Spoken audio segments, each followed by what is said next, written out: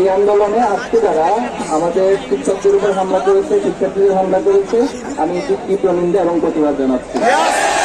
পাশাপাশি আমি বলতে চাই এই সরকারকে যারা বুদ্ধি পরামর্শ দিচ্ছে, এই বুদ্ধি পরামর্শ কোনো কারণে ফ্যাসিস্টদের কোনো উৎস থেকে আসছে কিনা সে বিষয়ে অবশ্যই সরকারকে চিন্তা ভাবনা করা উচিত।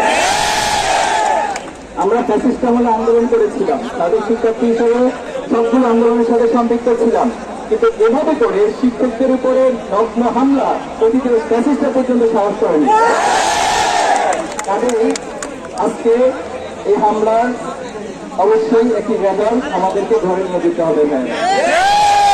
শিক্ষার্থী ভাইয়েরা, বোনেরা, আমি মনে করি দীর্ঘদিনের এই আন্দোলনের এখানে একটা পুলিশও হওয়া উচিত এবং জগন্নাথ বিশ্ববিদ্যালয়ের শিক্ষক, কর্মকর্তা, কর্মচারী, শিক্ষার্থী সহ তারা তাদের দাবি আদায় করা পর্যন্ত আর ঘরে ফিরে যাবে না। একজন সাবেক শিক্ষার্থী হিসেবে আমি আপনাদের পাশে আছি এবং আপনাদের আন্দোলনের সাথে আমার সর্বোচ্চ সফল